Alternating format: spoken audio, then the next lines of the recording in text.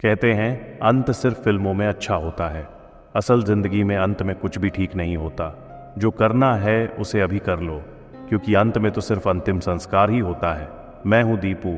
आज आपके लिए एक ऐसी कहानी लेकर आया हूं जो आपके सोचने का नजरिया ही बदल देगी। एक प्रसिद्ध राजा था जो वृद्ध हो चला था, लेकिन अब भी सिंहासन पर बैठा हुआ था। एक दिन उसने अपने दरबार में एक भव्य उत्सव रखा। उसने अलग अलग राज्यों के राजाओं और विद्वानों को बुलाया। उत्सव में एक सुप्रसिद्ध नर्तकी को भी आमंत्रित किया गया था। राजा ने अपने गुरुजी को भी बुलाया था, जो उसे हमेशा सही राह दिखाने वाले थे। उत्सव में जब नर्तकी ने नृत्य आरंभ किया तो पूरी रात उसका नृत्य चलता रहा। राजा ने नर्तकी को स्वर्ण मुद्राओं की थैली दी थी, जिससे वह चाहें तो अपनी कला के अनुसार पुरस्कार दे सकती थी।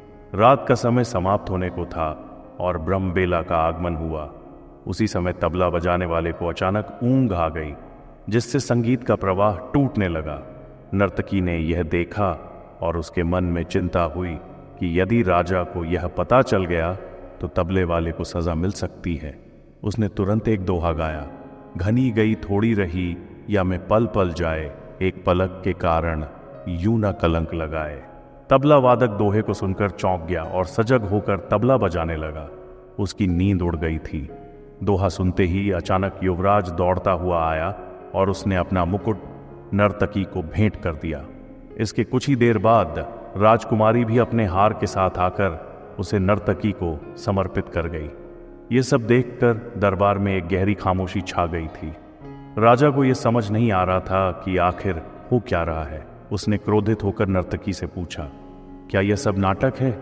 एक साधारण दोहे से तुमने सबको मोहित कर दिया और सब अपनी बहुमूल्य चीजें तुम्हें दे रहे हैं। इस पर गुरुजी अपने स्थान से उठे और नर्तकी के पास गए।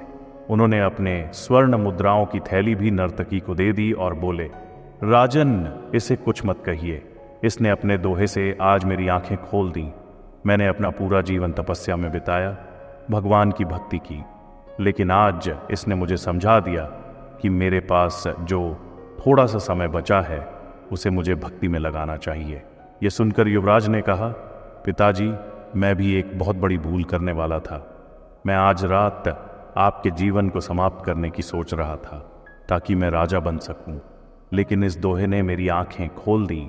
मैंने समझ लिया कि थोड़ा सा समय ही बचा है और एक दिन आप मुझे स्वयं सिंहासन सौंप देंगे। क्यों मैं अपने ही पिता के जीवन का कलंक अपने माथे पर लूं? इसीलिए मैंने अपना मुकुट इसे भेंट किया।